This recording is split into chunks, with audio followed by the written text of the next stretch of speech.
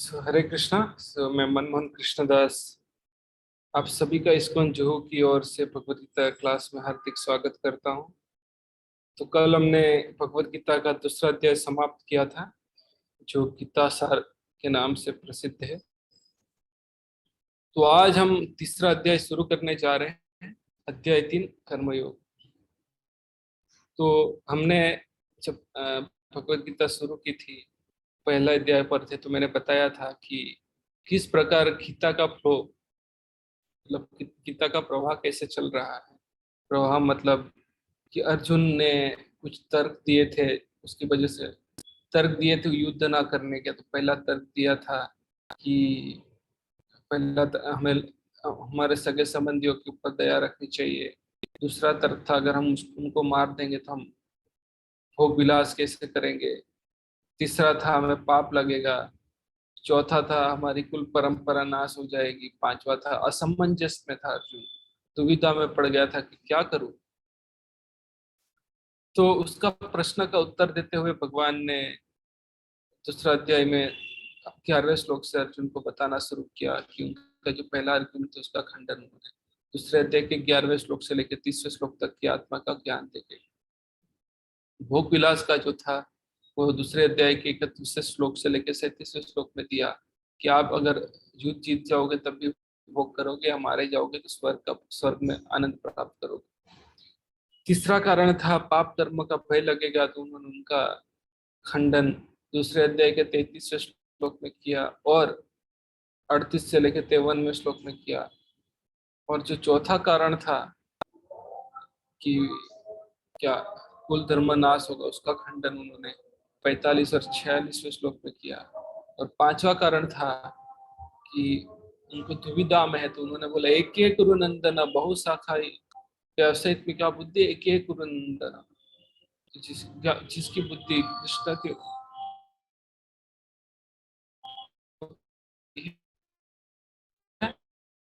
ध्येय की लक्ष्य, उनका वो दृढ़ प्रतिज्ञा होते हैं और उसका लक्ष्य भी एक होता है। तो ये कहकर, और वो कौन सी है, जो ये पथ पर है, मतलब जो भक्ति के पथ पर है, उनका अ, वो दृढ़ प्रतिज्ञा होते हैं और उनका ध्येय भी, उनका लक्ष्य भी एक ही होता है। कहकर मतलब बेसिकली उनको निष्काम कर्म योग करना है। तो भगवान अर्जुन को ये बताया था। तो उसके बाद भगवान जब ये बता रहे थे, तो 53वें श्लोक में बताया भगवान ने कि स्थित प्रज्ञ व्यक्ति आपको समाधिस्थ निश्चय अचल बुद्धि। तो अर्जुन ने उसके बाद प्रश्न किया कि ये अचल स्थित प्रज्ञ व्यक्ति के लक्षण क्या है। उसका उत्तर देते हुए क्या किया, उसका उत्तर देते हुए भगवान ने भगवद गीता का दूसरा अध्याय 55 से लेके 72वें श्लोक तक उन्होंने उनका आंसर दिया। तो उसके बाद भगवान चुप होते हैं, मतलब फिर अर्जुन वापस बोलता है। अर्जुन तो हम उसके बाद तीसरे अध्याय पर आते हैं कर्मयोग के नाम से। तो उसमें भगवान ये नहीं बोल रहे थे कि भाई अध्याय 1 समाप्त किया मैंने, दूसरा कि अब चलो तीसरा अध्याय शुरू करें, फ्लो में चल रहा है। तो तीसरे अध्याय में अर्जुन प्रश्न करता है। अर्जुन उवाच जायसी चेत कर्मणास्ते मत्तो बुद्धिर्जनार्दन तथा किं कर्माणि घोरे माम नियोजयसि केशवः। तो अर्जुन क्या बोल रहा है, अर्जुन ने क्या पूछा। अर्जुन ने कहा, हे जनार्दन, हे केशव, यदि आप बुद्धि को सकाम कर्मों से श्रेष्ठ समझते हैं तो फिर आप मुझे इस घोर युद्ध में क्यों लगाना चाहते। तो अभी अर्जुन के प्रश्न कहाँ से हुआ, भगवान ने ऐसा क्या बोला था जैसे ताकि अर्जुन ने प्रश्न पूछ दिया। तीसरा अध्याय की शुरुआत कैसे होती है? तो ये सबसे बड़ा, अगर ये तीसरा अध्याय क्यों आया, ये जानने के लिए भगवान ने पहले कुछ तो बोला, उसकी वजह से अर्जुन ये पूछ रहा है कि हे जनार्दन, हे केशव, यदि आप बुद्धि को सकाम कर्म से श्रेष्ठ समझते हैं तो फिर आप मुझे इस घोर युद्ध में क्यों लगाना चाहते हैं। ऐसा तो क्या बोल दिया था भगवान ने कि अर्जुन ये बोल दिया, अगर बुद्धि को आप सकाम कर्म से श्रेष्ठ समझते हैं तो फिर आप मुझे इस घोर युद्ध में क्यों लगाना चाहते हैं। तो रूपक तात्पर्य में बताते हैं, ठीक है, कि श्री भगवान कृष्ण ने पिछले अध्याय में अपने घनिष्ठ मित्र अर्जुन को संसार के शोक सागर से उबरने के उद्देश्य से आत्मा के स्वरूप का विशिष्ट वर्णन किया है। और आत्म साक्षात्कार के जिस मार्ग की संस्तुति की है वह है बुद्धि योग, कृष्ण भावना। भगवान ने क्या बोला था दूसरे अध्याय में? ऐसा ते अभीता संख्य बुद्धि युक्त एवं सुनो। सो वहां पे बोला, अभी तक मैंने सांख्य योग से बोला, लेकिन अभी बुद्धिपूर्वक कार्य करने की मैं बात करने के लिए बोल रहा हूँ। बुद्धि युक्त एवं सुनो बुद्धि युक्त या पार्थ कर्म बंधनम प्रहस्यसि। अगर आप इस प्रकार से निष्काम कर्म करोगे तो आप कर्म बंधनम प्रहस्यसि, कर्म बंधन से मुक्त हो जाओगे। वहां पर बोला था, तो क्या बोले? और आत्म साक्षात्कार के जिस मार्ग की संस्तुति की वह मार्ग की संस्तुति की है वह है बुद्धि योग या कृष्ण भावनामृत। तो कभी कभी कृष्ण भावनामृत को भूल से जड़ता समझ लिया जाता है, और ऐसी भ्रांत धारणा वाला मनुष्य भगवान कृष्ण के नाम जप द्वारा पूर्णतः कृष्ण भावना भावित होने के लिए प्रायः एकांत स्थान में चलता है। आप देख नहीं पाते क्या? स्क्रीन दिख रही है, नहीं दिख रही? नहीं प्रभु जी, वो लास्ट आपने बोला ना अर्जुन को भगवान श्री कृष्ण बता रहे थे गति। 2.39 2.39। अच्छा ओके प्रभु जी, यार थैंक यू। हाँ, तो बोलते हैं, हाँ, तो कभी कभी कृष्ण भावना अमृत को फूल से जड़ता समझ लिया जाता है। जड़ता मतलब ऑब्स्टिनेट। और ऐसी भ्रांत धारणा वाला मनुष्य भगवान कृष्ण के नाम जप द्वारा पूर्णतया कृष्ण भावना भावित होने के लिए प्रायः एकांत स्थान में चला जाता है। तो बोलते हैं, तो हम छोड़ बोलते हैं, बताते, छोड़ो घर बार चलो हरिद्वार करके कुछ तो बताते हैं। तो किंतु कृष्ण भावना अमृत दर्शन में प्रशिक्षित हुए बिना एकांत स्थान में कृष्ण नाम जप करना ठीक नहीं है। पहले माइंड को ट्रेन करना है, नहीं तो एकांत स्थान में जाना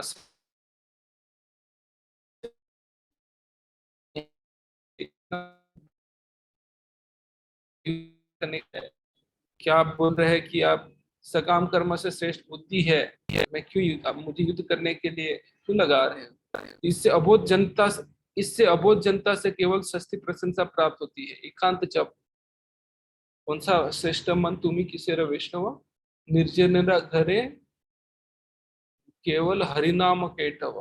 भक्ति सिद्धांत सरवी ठाकुर का बहुत ही अच्छा भजन है। दुष्ट मन तुम्ही केसर वैष्णव किसे वैष्णव निर्जन निर्जनेर करे तुम्हारा हरिनाम केवल केटव। तो ये जो केटव करते हैं क्या? झूठी प्रशंसा के लिए करते हैं। तो ऐसी प्रशंसा को क्या बोला है आचार्यों ने? सुकेर विष्टा। मतलब शुक्र मतलब ये जो पीग होता है ना, पीग सुअर, सुअर की विष्टा बोला गया। तो सुअर की विष्टा क्यों बोला गया है? तो सुअर क्या खाता है? लोगों की विष्टा खाता है। विष्टा मतलब मल। सुअर प्राणियों का मल खाता है। तो मतलब जो सुअर की विष्टा होती है वो किससे बनती है? प्राणियों के मल से ही बनती है। तो सब रिफाइंड विष्टा है, रिफाइंड मल है सुअर का, मतलब सबसे नीच तरह का मल, सुअर के मल के समान। उदाहरण भी काफी अच्छा दिया, सुकेरेर विष्टा। तो मतलब जो सुअर की विष्टा है, तो क्या करते हैं? झूठी प्रशंसा प्राप्त होती है। प्रशंसा ऐसी है। अर्जुन को भी कृष्ण भावना अमृत या बुद्धि योग ऐसा लगा मानो यह सक्रिय जीवन से संन्यास लेकर एकांत स्थान में तपस्या का अभ्यास हो। तो ये भगवान ने कहा बोला कि अर्जुन ऐसा समझ गया? ये प्रश्न है, ठीक है। दूसरे शब्द में वह कृष्ण भावना अमृत को बहाना बनाकर चातुरी पूर्वक युद्ध से जी छुड़ाना चाहता था, युद्ध से भागना चाहता था, ठीक है। किंतु एक निशिष्य के नाते उसने यह बात अपने गुरु के समक्ष रखी और कृष्ण से सर्वोत्तम कार्यविधि के विषय में प्रश्न किया। और उत्तर में भगवान ने तृतीय अध्याय में कर्मयोग अर्थात कृष्ण भावना भावित कर्म की विस्तृत व्याख्या दी। अभी को कहां पर भगवान ने ऐसा बोला था कि भाई बुद्धि योग कर्म से, सकाम कर्म से बुद्धि योग अच्छा है, उसकी वजह से अर्जुन ने ये बोल दिया।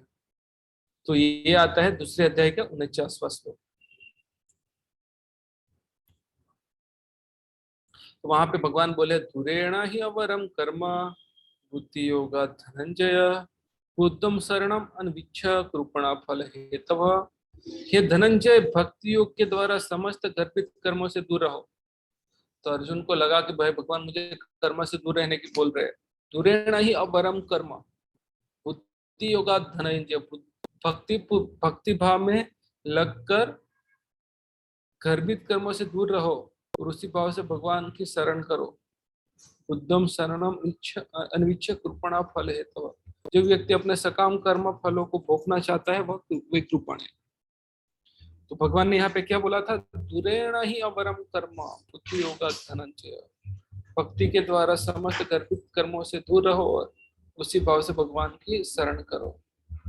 ये श्लोक का बेसिस लेकर अर्जुन ने ये प्रश्न पूछा है कि जायसी चेत कर्मणा अस्ति मत्तो बुद्धि जनार्दन तथा किम कर्माणि घोरे मम नियोजयसि केशव।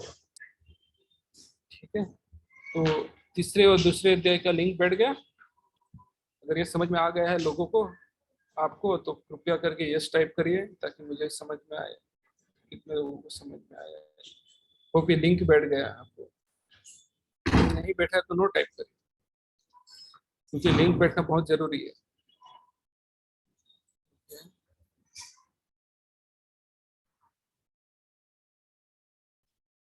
सब लोग टाइप करें कृपया यस और नो।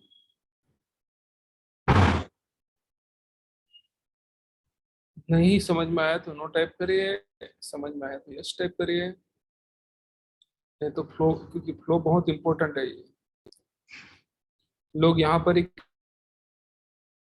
जाते हैं, आसमान से कैसे टपक गया।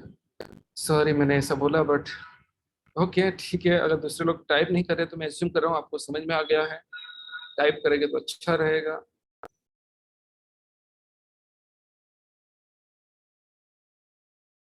ओके, तो लिंक समझ में आ गया, ठीक है।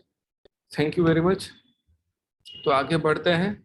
तो ये इस प्रश्न पर अर्जुन ने क्या, सॉरी वो श्लोक पर अर्जुन ने क्या प्रश्न पूछा है, जनार्दन यदि आपको सकाम कर्म से श्रेष्ठ, आप बुद्धि को सकाम कर्म से श्रेष्ठ समझते तो फिर आप मुझे इस घोर युद्ध में क्यों लगाना चाहते हैं। तो अर्जुन का ये प्रश्न होने पर आगे क्या बोलता है अर्जुन, यमिश्रेणेव वाक्येन बुद्धि मोहयासी वमे तद एकम वद निश्चित्य येन श्रेयम अहम आप्नुयाम। तो बोल रहे हैं आपके व्यामिश्रित अनेक अनेक अर्थात उपदेशों से मेरी बुद्धि मोहित हो गई। वापस दोबारा बोल रहे हैं कि असमंजस में पड़ गया, मुझे समझ में नहीं आया। दूसरे अध्याय के 7वें श्लोक में बोला था, दूसरे अध्याय के 7वें श्लोक में तो क्या खुद एनालिसिस करके कंफ्यूज हो गया था। अभी यहाँ पर बोल रहे भगवान, मैं आपकी अनेक अर्थ वाली बात सुनकर मैं क्या हो गया, मोहित हो गया, मुझे समझ में नहीं आया। आपके व्याम मिश्रित अनेकार्थक उपदेशों से मेरी बुद्धि मोहित हो गई, मुझे समझ में नहीं आया, मैं कंफ्यूज होगा, क्या करूं। अतः कृपा करके निश्चय पूर्वक मुझे बताइए कि इनमें से मेरे लिए सर्वाधिक श्रेयकर क्या है, श्रेयकर क्या है। उसमें बोला था जो मेरे लिए श्रेष्ठ है वो बताइए। दूसरे अध्याय के 7वें श्लोक में भी सेम बोले थे। क्या है, कार्पण्य दोषो अपहत स्वभाव पृच्छामि त्वं धर्म सम्मूढ़ चेतः यत् श्रेयस्याम निश्चितम ब्रूहि तन्मे, यत् श्रेयस्याम निश्चितम ब्रूहि तन्मे। इसलिए मेरे लिए जो श्रेयकर है वो निश्चय पूर्वक मुझे कहिए। तो यहाँ पे बोल रहे हैं वापस निश्चय शब्द यहाँ पर यूज, तद एकम वद निश्चित्य येन श्रेयम अहम आप्नुयाम। तो मेरे लिए जो कृपा करके निश्चय पूर्वक मुझे बताए कि इनमें से मेरे लिए सर्वाधिक श्रेयकर क्या होगा। ये समझ में आ गया वापस। तो पिछले अध्याय में क्या क्या था, क्यों कंफ्यूज हो गया, भगवत गीता के उपक्रम के रूप में सांख्य योग बताया। सांख्य योग मतलब वो वाला analytical study, knowledge of the soul, आत्मा का ज्ञान बताया। बुद्धि योग और बुद्धि योग में भगवान ने वहां से उधर तक बताया, दूसरे अध्याय के 49वें श्लोक से लेकर 53वें श्लोक तक बताया। फिर बुद्धि द्वारा इंद्रिय निग्रह वो 55 से लेकर 72वें श्लोक तक बताया। निष्काम कर्म योग वो भी वहां पर ही आ जाता है, 47 से लेकर 53वें श्लोक में आता है। तो नव दीक्षित की स्थिति जैसे विभिन्न भागों का वर्णन किया, किंतु इसमें उसमें तारतम्य नहीं था। कर्म करने तथा समझने के लिए मार्ग की अधिक व्यवस्थित रूपरेखा की आवश्यकता होगी। अतः अर्जुन ने इन भ्रामक विषयों को स्पष्ट कर लेना चाहा।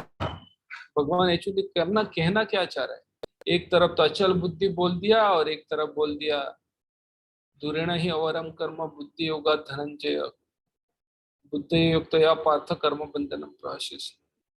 और एक तरफ अचल बुद्धि की बात करी। अगर तो आप देखोगे 49 से 50 श्लोक में है, बोलते हैं कि ऐसा ते अभिता संघ की बुद्धि युक्त, सॉरी 50 श्लोक, तो वहां पर बोलते अगर इस प्रकार से आप कार्य करोगे तो क्या होगा, आप अरे हाँ पदम गच्छन्ति अनामयि, तो आप ऐसे पद पर पहुंचोगे, वहां से वापस आने की जरूरत नहीं है। अतः अर्जुन इन भ्रामक विषयों को स्पष्ट कर लेना चाहता था, जिससे सामान्य मनुष्य बिना किसी भ्रम के उन्हें स्वीकार कर सके। यद्यपि श्री कृष्ण वाक चतुरी से अर्जुन को चकराना नहीं चाहते थे, किंतु अर्जुन यह नहीं समझ सका कृष्ण भवनामृत क्या है, जड़ता है या फिर सक्रिय सेवा है। तो कभी कभी भक्ति मतलब लोगों को लगता है निष्क्रियता, मतलब भक्ति मतलब जैसे मैंने बार बार बोला है, भक्ति मतलब सेवा, active devotional service. Okay, active मतलब सक्रिय सेवा है भगवान की, नहीं कि एक जगह बैठे रहना, सक्रिय सेवा में लगना है। तो रूप गोस्वामी बताते हैं भक्ति रसामृत सिंधु में कि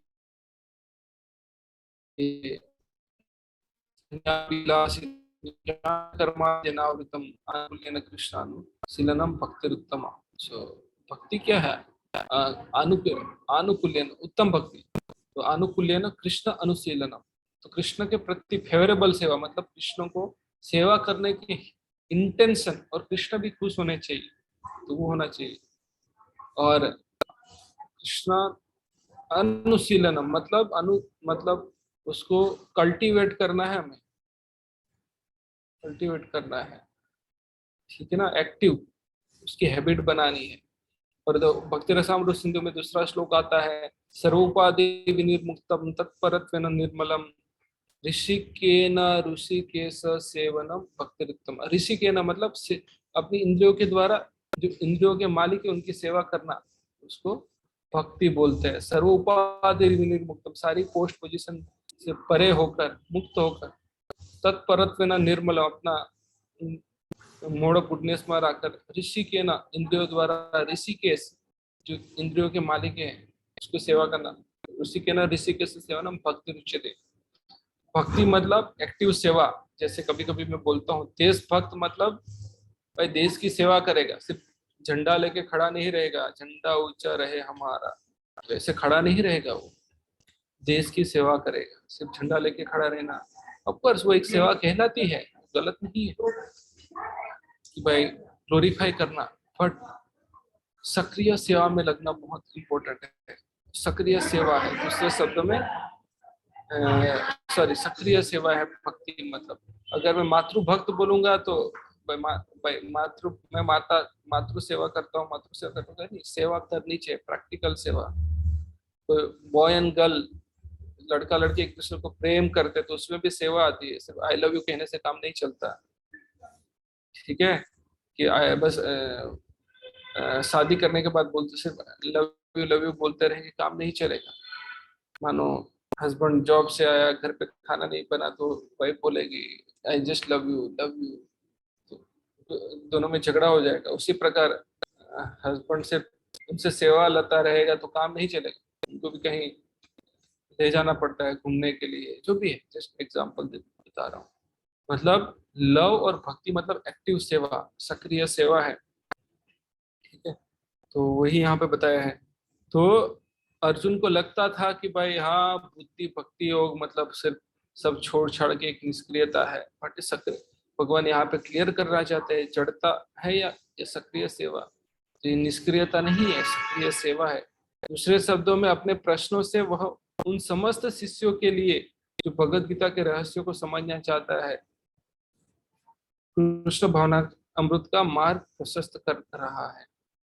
सबको समझाना चाहते हैं भाई भक्ति मतलब क्या है, बुद्धि योग मतलब, भक्ति योग मतलब सक्रिय सेवा है, वो कहना चाहता था। इसलिए यहाँ पर उन्होंने उसने प्रश्न किया। तो होप ये दो चीज क्लियर हो गई है, तो अभी तीसरा अध्याय समझ में आ जाएगा आसानी से। तो आगे बढ़ते हैं।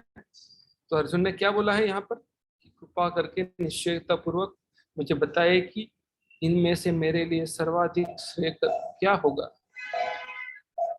फिर आगे भगवान बोलते हैं, श्री भगवान उवाच लोके अस्मिन् विविधा निष्ठा पुरा प्रोक्त मया नद ज्ञान योगेन संख्यानाम कर्म योगेन योगिनाम। यहाँ पर जाने से पहले मैं थोड़ा स्लाइड से ले लूंगा। तो ये हमने देखा, तो ये अध्याय इस प्रकार से विभाजित किया गया है, विच इज बेटर, त्याग और कर्म क्या बेहतर है। तो फिर योग सीढ़ी के क्रम योगा लेडर के बारे में आता है, कर्म कांड, कर्म योग, ज्ञान योग, भक्ति योग। फिर आदर्श कर्म योगी के बारे में आता है। फिर आत्मा के शत्रु के बारे में बात आती है। तो जो हम देखने जा रहे हैं वो है त्याग और कर्म क्या बेहतर है। तो ये अध्याय इस प्रकार से विभाजित किया गया है। पहला 2 श्लोक अर्जुन की दुविधा, बुद्धि या कर्मयोग। तीसरा और तीसरे से लेकर 16वें में भगवान बताते हैं ज्ञान योग मुश्किल है अर्जुन के लिए, इसलिए अर्जुन के लिए निष्काम कर्मयोग उससे अच्छा है। हमें कर्मकांड से कर्मयोग की तरफ बढ़ना चाहिए। और 17 से 35 में बता रहे यद्यपि अर्जुन बुद्धि योग के लिए योग्य है, फिर भी उचित उदाहरण प्रस्तुत करने हेतु उन्हें निष्काम कर्मयोग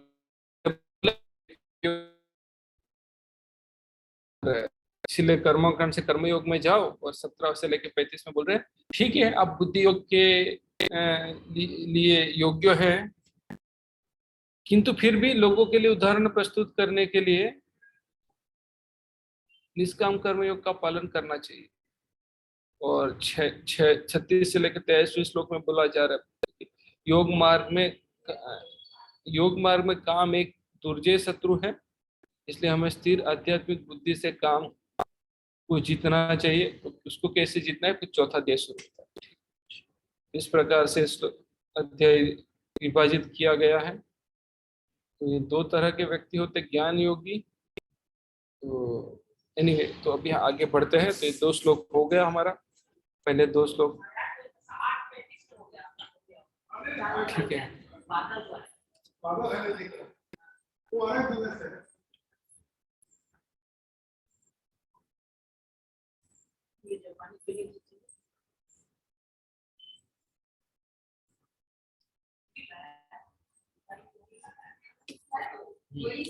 तो भगवान ने क्या बोला, हे निष्पाप अर्जुन, मैं पहले ही बता चुका हूं कि आत्मा साक्षात्कार का प्रयत्न करने वाले 2 प्रकार के पुरुष होते हैं।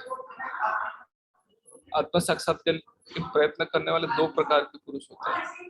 यहाँ पे बताया है, देखिए 2 प्रकार होते हैं, 2 तरह के व्यक्ति होते हैं। ठीक है, कुछ ज्ञान योग द्वारा समझने का प्रयत्न करते हैं, तो कुछ भक्तिमय सेवा के द्वारा। तो कुछ लोग कर्म योगी होते हैं, मतलब वो भी एक भक्ति है, निष्काम कर्म भक्ति है। ठीक है, तो भगवान ने बोला लोके अस्मिन् द्विधा निष्ठा पूरा प्रोक्त मया न था ज्ञान योगेन संख्यानम कर्म योगेन योगिना। 2 प्रकार के व्यक्ति होते हैं जो आत्मा साक्षात्कार का प्रयत्न करने वाले करते हैं, कुछ ज्ञान योग द्वारा समझने का प्रयत्न करते हैं, तो कुछ भक्तिमय सेवा के द्वारा।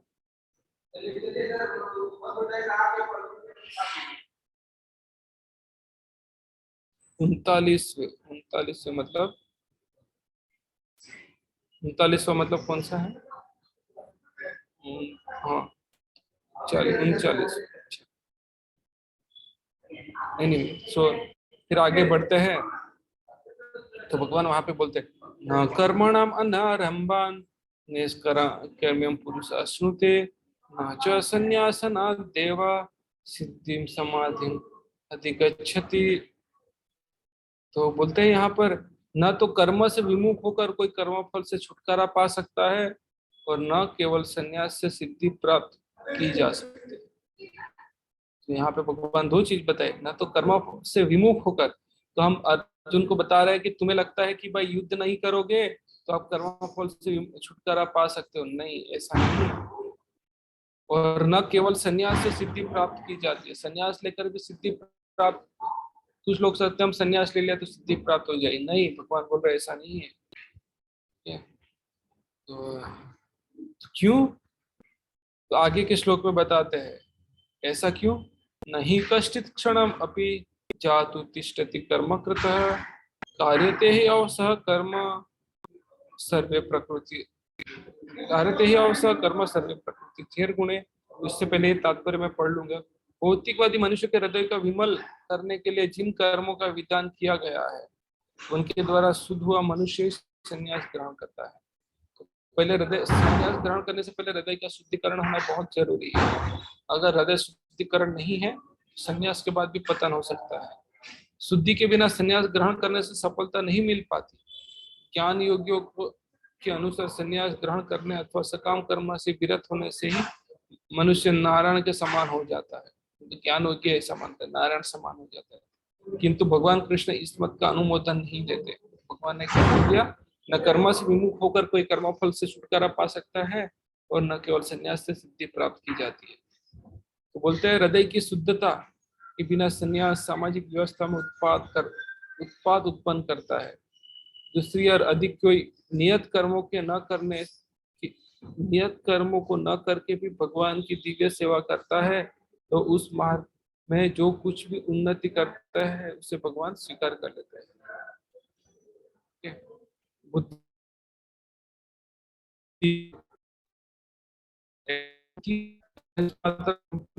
भी महान कठिनाइयों को पार करने में सहायक होती है। तो क्या बोले यहाँ पर, दूसरी ओर यदि कोई नियत कर्मों को न करके भी भगवान की दिव्य सेवा करता है, नियत कर्म मतलब उसकी जो रेगुलर ड्यूटीज है, हमने एक बात की चर्चा की थी याद होगा कि दो दो प्रकार के धर्म है, शारीरिक धर्म और एक आध्यात्मिक धर्म। तो शारीरिक धर्म ना निभा कर कोई भक्ति के पाथ पे आगे बढ़ता है तो सिर्फ भगवान की सेवा करता है तो जो कुछ उन्नति करता है वो भगवान स्वीकार कर लेते हैं। तो वो भी है। तो आगे ना तो कर्म से विमुख होकर कोई कर्मफल से छुटकारा पा सकता है और न केवल संन्यास से सिद्धि प्राप्त की जा सकती। क्यों, तो भगवान यहाँ पे बता रहे नहीं कश्चित क्षणम अपि जातु तिष्ठति कर्म कृत कार्यते ही अवश्य कर्म सर्वे प्रकृति चेर गुणे। तो बता रहे हैं कि प्रत्येक व्यक्ति को प्रकृति से अर्जित गुणों के अनुसार विवश होकर कर्म करना पड़ता है, अतः कोई भी क्षण भर के लिए भी बिना कर्म किए नहीं रह सकते। ये श्लोक की मैंने चर्चा की थी दूसरे अध्याय के दौरान। ओके, तो प्रत्येक व्यक्ति को प्रकृति से अर्जित गुणों के अनुसार विवश होकर कर्म करना पड़ता है, अतः कोई भी क्षण भर के लिए भी बिना कर्म किए नहीं रह सकता। तो वहां पर कौन से श्लोक में अर्जुन बोलता है भिक्षम पेक्षम अपि यह लोके वाला, यही तो मैंने तो वहां पर अर्जुन को लगता था अरे युद्ध ना करेगा और भिक्षा मांग के रहेगा, तो भगवान बोले तो अपना धर्म के विरुद्ध होकर कार्य कर ही नहीं सकते। आपका क्षत्रिय का शरीर है और अब भिक्षा मांगते वक्त अगर आप कोई भिक्षा नहीं देगा, आपको कोई अपमान करेगा तो वहां पे युद्ध करके आप बदनामी होगी। उससे अच्छा इधर ही युद्ध करो, क्योंकि आप कर्म के बिना रह ही नहीं सकते। भिक्षुक का तो भिक्षुक का भी कार्य करोगे, लेकिन आपका स्वभाव क्षत्रिय का है तो वहां पर युद्ध कर बैठोगे तो आपका अपमान हो जाएगा। तो बेहतर है इधर ही युद्ध करो। कोई भी क्षण हम बिना कर्म किए रह ही नहीं सकते, इसलिए कर्म करना बहुत जरूरी है। बस प्रश्न बनता है कौन सा कर्म करना, वो बहुत महत्वपूर्ण है। कर्म के बिना तो रह नहीं सकते, तो वो भी कौन सा कर्म करना है वो बहुत बड़ा प्रश्न है। इसलिए भगवान चौथे अध्याय में बताते हैं, जिसकी मैंने आज 5वीं 6ठी बार बोल रहा हूँ, किम कर्म किम कर्मेति कवयोप्यत्र मोहिता तत्ते कर्म वक्ष्यामि यद्यत्वा मोक्षस्य शुभात्। क्या कर्म है क्या अकर्म है, बड़े बड़े विद्वान भी उलझन में पड़ जाते हैं। इसलिए भगवान बोल रहे, इसलिए मैं आपको बता रहा हूँ, आपको कर्म करना चाहिए, वो करके आप सारी बुराई से बच जाओगे।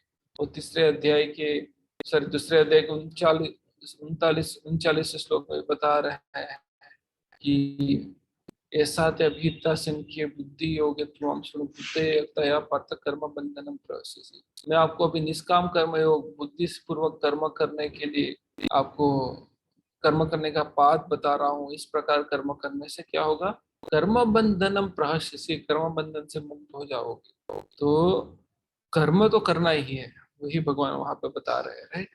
कर्म तो करना पड़ेगा, निष्काम कर्म, बट कौन सा करना कैसे करना है वो अलग बात है।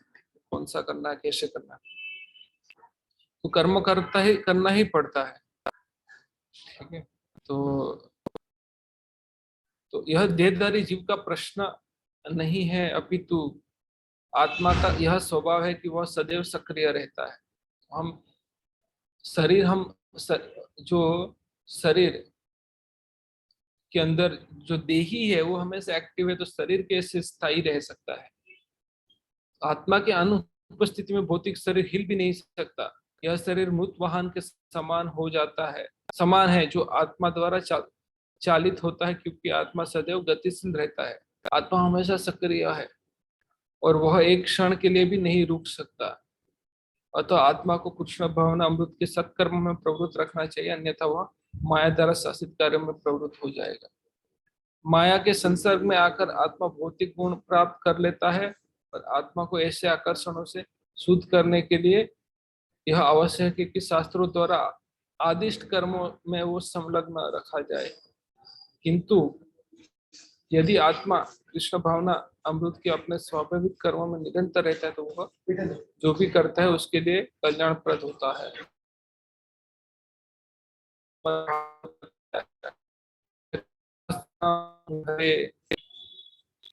भजन पकोतम पते, तो यदि, तो वहां पे बताया यदि कोई कृष्ण भावना अमृत अंगीकार कर लेता, तो भले ही वह शास्त्र अनुमोदित कर्मों को ना करे अथवा ठीक से भक्ति ना करे, और चाहे वो पतित भी हो जाए, तो इसमें उसकी कोई हानि या बुराई नहीं है। किंतु यदि वह शास्त्र अनुमोदित सारे कार्य करे और कृष्ण भावना प्रभावित ना हो, तो क्या होता है, सारे कार्य उसके लिए, तो ये सारे कार्य उसके किस लाभ के।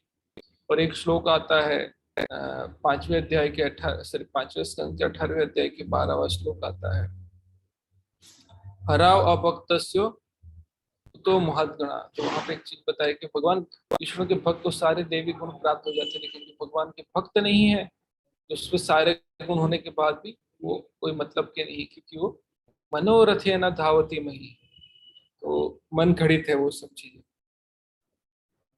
तो इसलिए भगवान बोल रहे हैं कि भाई कृष्ण भावना भावित कार्य करना है। कृष्ण भावना भावित कार्य मतलब, तो वही भागवतम में तो धर्म स्वनुतिष्ठस्य पुंसान विश्वक्सेना कथा न उत्पादित यदिम रतिम श्रमे वही केवलम।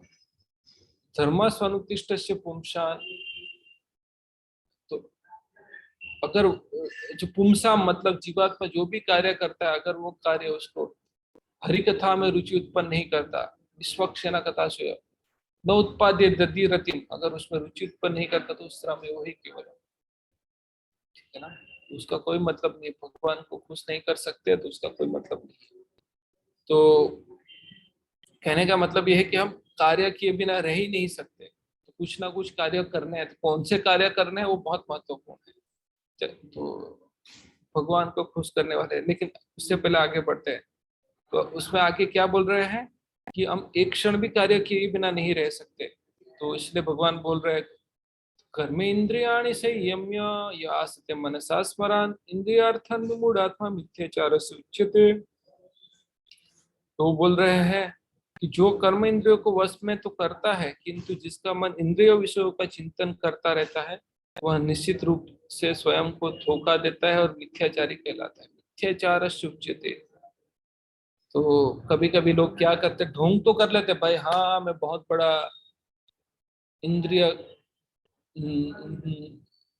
निग्रह करने वाला व्यक्ति हूँ, लेकिन मन से कैसे भोग करना है, स्त्री के साथ में कैसे भोग करूँ, वो पुरुष के साथ में कैसे भोग करूँ, तो ये सब जो चलता रहता है तो उसको मिथ्याचारी कहते हैं। ठीक है ना। तो बोल रहे हैं आप, तो मन में तो चलता ही रहता है, उससे अच्छा है इंद्रियों को सही जगह पे लगाना। वही तो हमने देखा था दूसरे अध्याय का 53 से 54 से लेके 57वें श्लोक में देखा था कि अचल बुद्धि स्थित प्रज्ञ व्यक्ति के लक्षण क्या है, वो कैसे, उसके लक्षण क्या है, वो कैसे वो बोलता है, उसका मान अपमान होता है तो उसका रिएक्शन क्या होता है, कैसे बैठता है, वो इंद्रियों को कैसे काबू में रखता है और इंद्रियों को कैसे प्रयोग में लाता है। 64 से लेके 72 श्लोक में हमने ये देखा था। तो इसीलिए इंद्रियों को वश में लाना बहुत जरूरी है, इंद्रियों को सेवा में लगाना बहुत जरूरी है। तो वही चीजों का भगवान वर्णन करते हुए इनडायरेक्टली सॉरी उधर ही वही चीज अलग तरीके से यहाँ पे बता रहे हैं कैसे इंद्रियों को सेवा में लगाना है। तो बोलते हैं लेकिन यस्त्व इंद्रियाणि मनसा नियमारभते अर्जुन कर्मेंद्रिय कर्म योगम असक्तस्य विशिष्यते। दूसरी ओर यदि कोई निष्ठावान व्यक्ति अपने मन के द्वारा कर्मेंद्रिय को वश में करने का प्रयत्न करता है और बिना किसी आसक्ति के कर्म योग प्रारंभ करता है, मतलब यहाँ पे क्या है, उसने ढोंग किया है कि भाई कर्म योग मतलब क्या है। कर्म योग मतलब समझने की कोशिश करिए, मैंने व्याख्या बताई थी। कर्म योग और शुद्ध भक्ति में एक बहुत बड़ा डिफरेंस है। कर्म योग में क्या है, मैं एक उस वक्त उदाहरण दिया था, मानो कोई सॉफ्टवेयर इंजीनियर है, तो उनको भगवान की सेवा करने के लिए बोलोगे तो बोला, वो बोलेगा मैं भगवान की सेवा करूंगा लेकिन मैं कोई सॉफ्टवेयर बनाऊंगा तभी वही सेवा दोगे। तो दूसरी तरह से मैं भगवान की सेवा नहीं करूँ, दूसरे को बोलोगे तो वो ना बोल देगा। तो आपके स्वभाव के हिसाब से आपको भगवान की सेवा में लगाया जा रहा है, आपका इंक्लिनेशन के हिसाब से। और शुद्ध भक्ति में क्या है, बोलेगा सिविल इंजीनियर में थोड़ा काम देख लो, तो बोलेगा नहीं मैं नहीं करूंगा, मैं जा रहा हूँ। मतलब जा रहा हूँ मतलब कहने का मतलब समझाने के लिए बोल रहा हूँ, ठीक है। लेकिन जो शुद्ध भक्त होता है उसको बोलेगा ठीक है सॉफ्टवेयर डेवलपमेंट देख लो, हो जाएगा, सिविल इंजीनियरिंग देख लो, हो जाएगा, सारा चीजें देख लेगा वो। क्यों, उसका डायरेक्ट संबंध भगवान से है। तो भगवान को खुश करने के लिए जो भी कार्य करना है वो करेगा। और जो कर्मयोगी है उसका संबंध, प्राइमरी संबंध एक्टिविटी से है, उसका इंक्लिनेशन कोई पर्टिकुलर एक्टिविटी में है, वो एक्टिविटी से अगर भगवान के साथ जोड़ सकता है तो वो कार्य करेगा। बस वो फर्क है। होप ये चीज समझ में आ गई। इसीलिए यहाँ पर लिखा है जो कर्म इंद्रिय को वश में करता है किंतु जिसका मन इंद्रिय विषयों का चिंतन करता है, सॉरी, दूसरी ओर यदि कोई निष्ठावान व्यक्ति अपने मन के द्वारा कर्म इंद्रियों को वश में करने का प्रयत्न करता है, मतलब कर्म इंद्रियों को वश में करने का प्रयत्न किया और बिना किसी आसक्ति के कर्म योग करता है, मतलब इंद्रियों को कोई ना कोई ऐसी जगह पे लगाया है ताकि इसकी इंद्रियां काबू हो जाए। तो मैं इंद्रियों को दबा के नहीं रह सकता। जैसे हमने विषया विनिवर्तनते निराहार रसदीन रसोवर्जम रसोप्य परम दृष्टवा निवर्तन वाले श्लोक में देखा है। तो बोलते एक रोमिंग सॉरी उसका यथा तो ही अपनी कौनते पुरुष आशित इंद्रियाणि प्रमाथि निहरंति प्रसभा मना। दूसरे अध्याय के 60वें श्लोक में भी देखा था कि एक रोमिंग से मन, एक इंद्रिया कोई विषय पर चिंतन कर रही है बार बार, तो वो एक ही इंद्रिया मनुष्य का पतन के लिए काफी है। इंद्रियों को हमने काबू तो कर लिया है लेकिन उसको सेवा में भी लगाना जरूरी है, बहुत जरूरी है। कौन सी सेवा में, जिसकी वजह से इंद्रिया शुद्ध हो जाए और काबू में भी आ जाए, उसको रुचि भी आ जाए। भगवान की ऐसी सेवा में लगाना है जैसे इंद्रिय को वो सेवा में रुचि आ जाए और जो गलत कार्य है वो ना करे। तो इसीलिए क्या बोले हैं, दूसरी ओर यदि कोई निष्ठावान व्यक्ति अपने मन के द्वारा कर्म इंद्रियों को वश में करना का प्रयत्न करता है और बिना किसी आसक्ति के कर्म योग प्रारंभ करता है तो वह अति उत्कृष्ट है।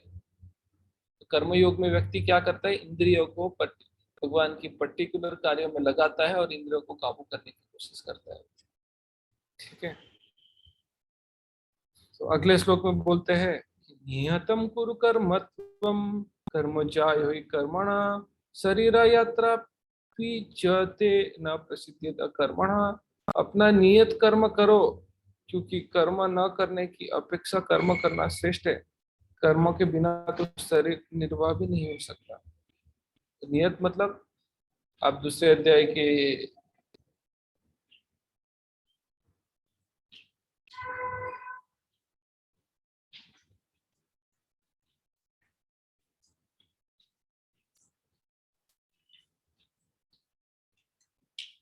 as far as prescribed duty are concerned, they can be fitted into three divisions.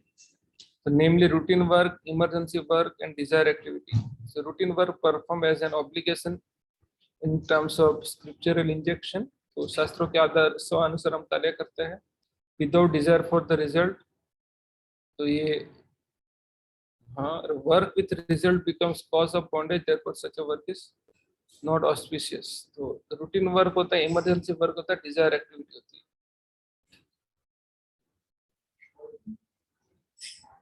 तो यहाँ पर क्या बोला गया है, अपना नियत कर्म करो। जो रूटीन वर्क है, जो शास्त्रों के अनुसार आपके स्वभाव के हिसाब से जो कार्य करने के लिए बताया गया है, कौन सा जगह पे आएगा, हिंदी में बताते हैं। ठीक है, चलिए आज जल्दी समाप्त कर दूंगा, बस 2 मिनट और। नित्य कर्म करने के लिए बताया गया है, ठीक है ना। शास्त्र नित्य कर्म फल की इच्छा बिना शास्त्रों के आदेश अनुसार सत्वगुण में रहकर किया जाता है। तो बेसिकली उसके बारे में बात किया गया है।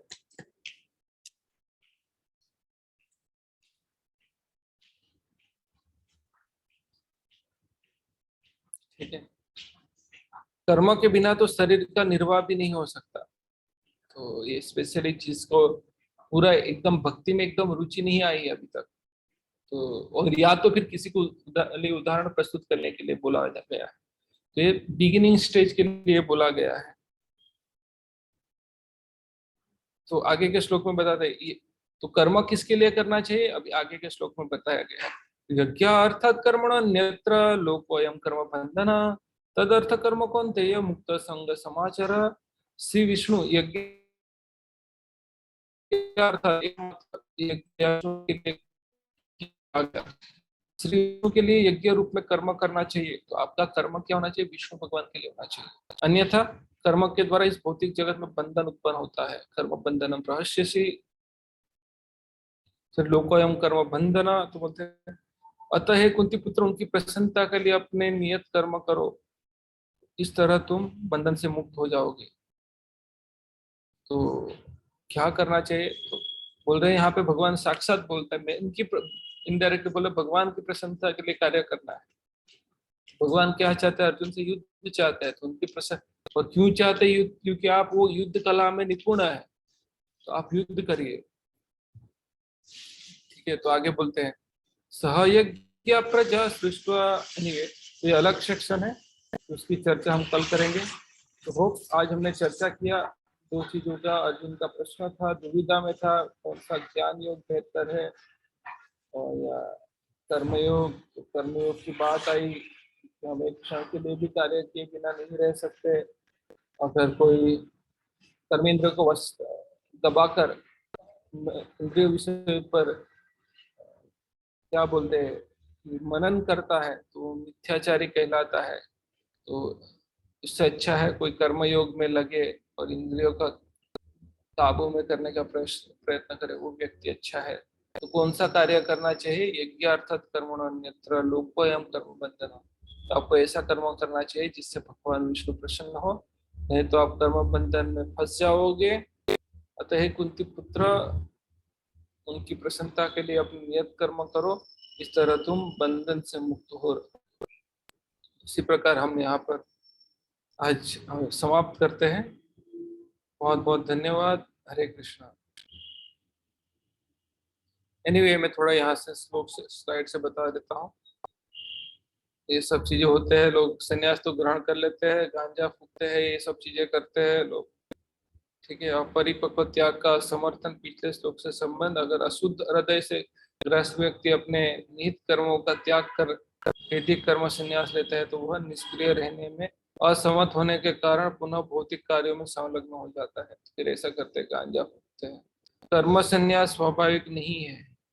फिर आगे भगवान बोलते हैं इसलिए अपने नियत कर्म करो, क्योंकि यह कर्म संन्यास से बेहतर है, पिछले श्लोक से संबंध, परंतु कर्म करने से कर्म बंधन की संभावना है, तो बोलते हैं तो इसलिए नियत कर्म करो। तो बोले कर्म करेंगे, तो अर्जुन का प्रश्न ही था भाई बुद्धि योग बेहतर है तो कर्म में क्यों करूं, तो कर्म करने से कर्म बंधन लग सकता है, तो भगवान बोले विष्णु के लिए कर्म करो तो उससे कर्म बंधन से बच जाओगे।